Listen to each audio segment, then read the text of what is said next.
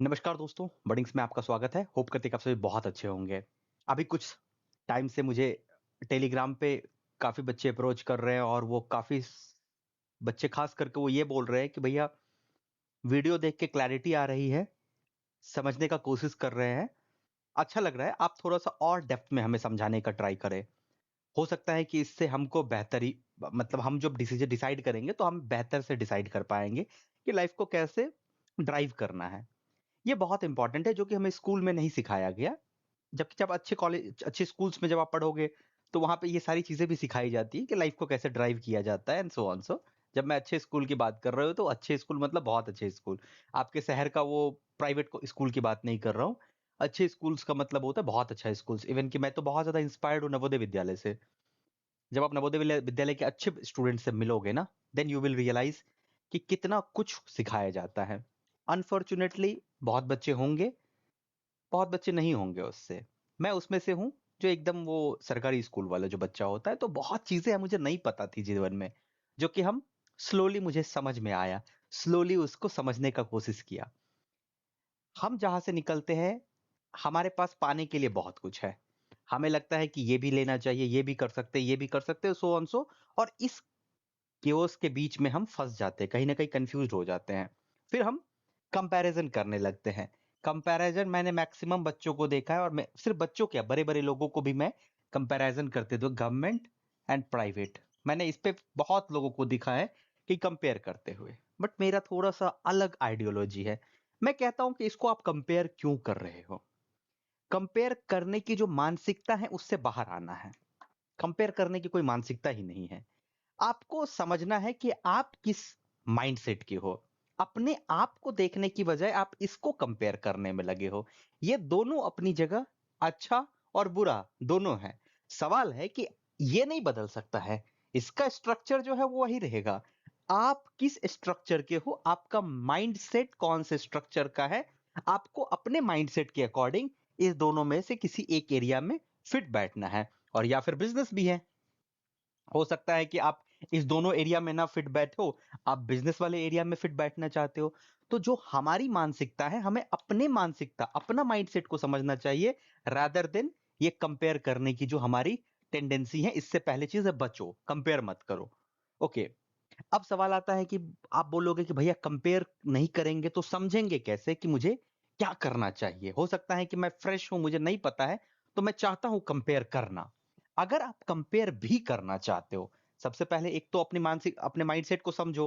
अगर माइंडसेट नहीं समझ पा रहे हो, लेकिन कंपेयर करके अपने माइंडसेट के साथ उसको तुलना करना चाहते हो, तो कंपेयर जब भी होता है, हमेशा याद रखना, एज़ अ रिसर्चर, जब आप किसी चीज को कंपेयर करते हो, किसी चीज पे एनालिसिस करते हो, तो हम लोग जब एनालिसिस करते हैं तो कंपैरेटिव एनालिसिस करना पड़ता है। बाइसनेस से एनालिसिस नहीं हो पाती है।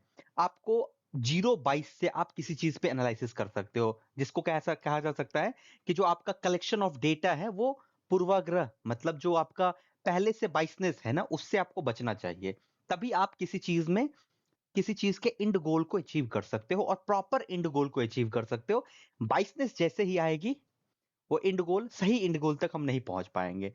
तो सबसे पहले बाइसनेस मत लाओ। पहले ही बाइसनेस ले लेंगे, सरकारी मतलब सरकारी, प्राइवेट मतलब प्राइवेट, प्राइवेट मतलब प्राइवेट, सरकारी मतलब सरकारी। नो, ना तो ये ऊपर, ये ना ये नीचे। ऊपर नीचे का कंपेयर करके कभी भी स्टार्ट ही मत करो।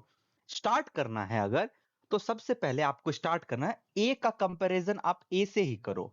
इस बात को याद रखना कि जब आप ए का कंपैरिजन कर रहे हो, तो ए का कंपैरिजन ए से करो।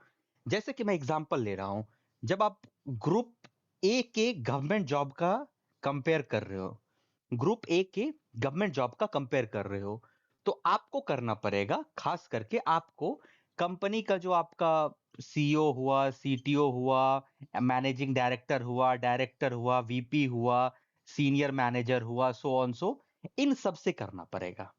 सॉफ्टवेयर डेवलपर से नहीं करो। ग्रुप ए का जब कंपेयर करने लगते हो फ्रेशर सॉफ्टवेयर डेवलपर से, यहीं पे कंपैरिजन गलत है। आप अगर कंपेयर कर रहे हो, मान लेते हैं कि एक डीएम का कंपेयर कर रहे हो, अगर आप मान लेते हैं मैक्सिमम आदमी डीएमएसपी ही डीएम का कंपेयर कर रहे हो, तो आप कंपेयर करो सीईओ से। एक कंपनी के, एक ठीक ठाक कंपनी के सीईओ से कंपेयर करो, क्योंकि डिस्ट्रिक्ट मजिस्ट्रेट एक कंपनी को मैनेज, एक डिस्ट्रिक्ट को मैनेज कर रहा है। सीईओ एक कंपनी को मैनेज कर रहा है, तो प्रोफाइल जो है वो सिमिलर प्रोफाइल है।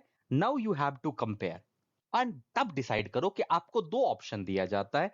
आपको बोला जा रहा है कि आप एक डिस्ट्रिक्ट के डीएम हैं, और दूसरा आपको ऑप्शन दिया जा रहा है कि आप सीईओ हैं, एक कंपनी के सीईओ हैं। आपको कौन सा एक्शन चुनना है? आप किसी कंपनी के सीईओ की लाइफस्टाइल देख लो, एक डिस्ट्रिक्ट मैजिस्ट्रेट की लाइफस्टाइल देख लो, फिर कंपेयर करो। और आप पूरा जीवन डिस्ट्रिक्ट मैजिस्ट्रेट नहीं रह सकते हो, ये 5-7 साल रहता है, आपको हटना ही पड़ेगा यहाँ से। यहाँ से आप फिर आप जाओगे कैबिनेट में, जाओगे, सो ऑन, सो आपका प्रमोशन होगा। तो आप हमेशा ये डिस्ट्रिक्ट मैजिस्ट्रेट तो रहोगे नहीं। लेकिन जब आप सीईओ है, वेंचर कैपिटलिस्ट कैपिटलिस्ट होगे, वो जो होता है, ऐसे करके आप इसको कंपेयर करो।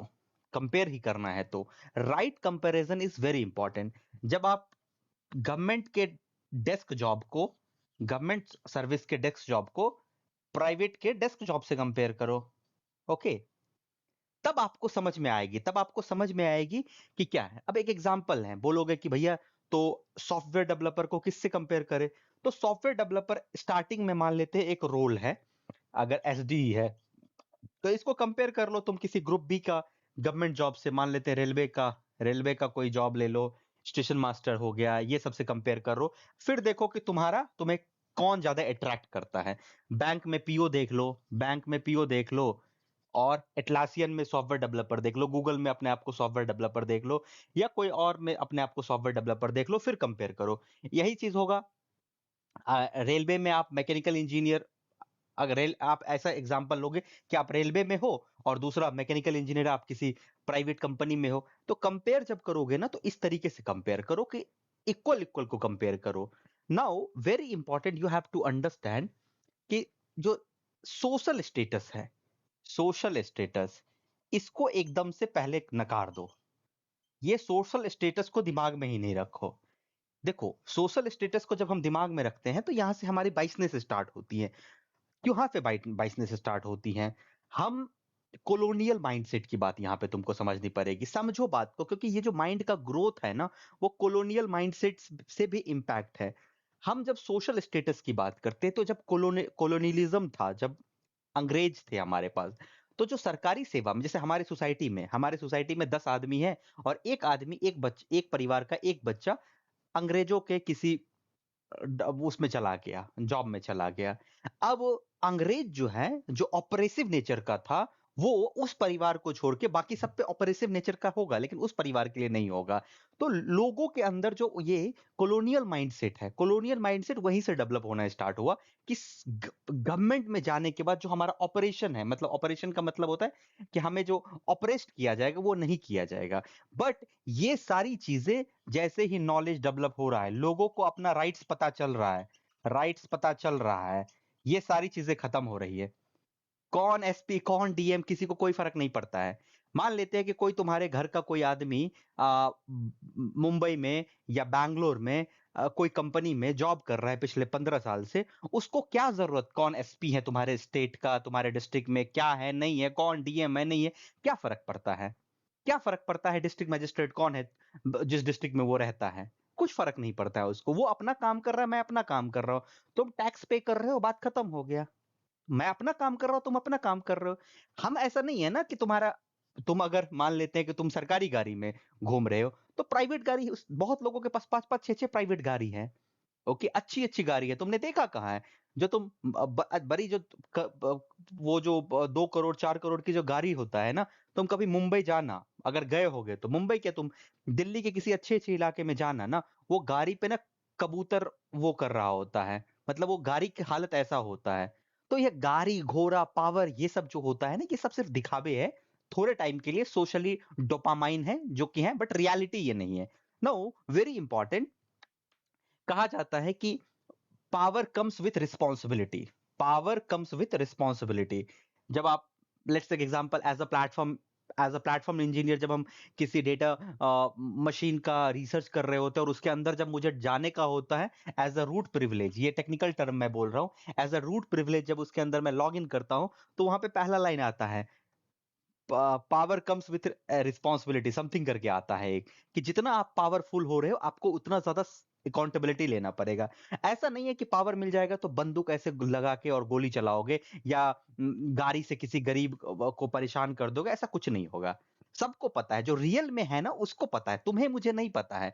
जब तुम कभी किसी से बात करोगे तभी तो, सोशल मीडिया से हट के किसी से बात करना, कोई गवर्नमेंट अधिकारी से जो 5 साल काम किया है ना उसके साथ बैठना, बैठो, बात करो कि भैया आप जो 5 साल से काम किया आपका क्या अनुभव है? हमको कैरियर डिसाइड करना है। आप अपना अनुभव बताइए, उस अनुभव को लो, थोड़ा बहुत प्रोस एंड कॉन्स देखो एंड देन डिसाइड ना। नाउ कुछ लोग कहते हैं कि भैया समाज में बदलाव लाने का मौका मिलता है, समाज में बदलाव लाते हैं। मैं मानता हूं कुछ सर्विसेज होते हैं गवर्नमेंट सेक्टर में जिसमें समाज में आप सीधे सीधे इंपैक्ट डाल सकते हो। I agree with you, I agree. But यहाँ पे फिर आपको दूसरी तरफ भी देखना पड़ेगा। कैसे दूसरी तरफ देखना पड़ेगा?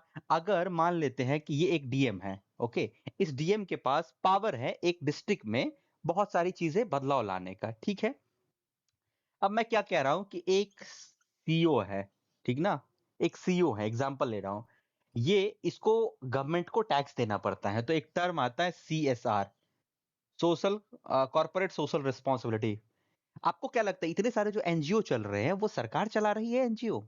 आपको क्या ऐसा लगता है कि सरकार उसको फंड कर रही है?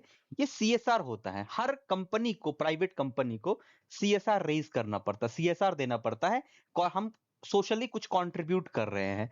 तो अगर मान लेते हैं कि अगर ये ऐसे 10 आदमी, 10 आदमी, मैं 10 सिंपल मैनेजर्स की बात कर रहा हूं, 10 ऐसे मैनेजर जो किसी कंपनी में है और वो चाहते हैं समाज में कुछ बदलाव लाना। वो अगर ये मान लेते हैं एक मैनेजर है जिसकी सीट 50 लाख इसका इनकम है, तो ये ऑलमोस्ट इसका 30% तो इसका टैक्स जाता ही होगा।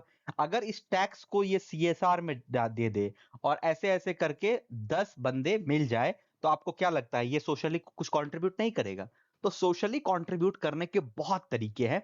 तो प्लीज इसको आप कहीं एक जॉब से वो मत कीजिए, मतलब क्या बोलते हैं, सिर्फ और सिर्फ एक जॉब से आप इसको वो मत कर दीजिए कि ये जॉब में जाओगे तभी समाज में कंट्रीब्यूट कर सकते हो।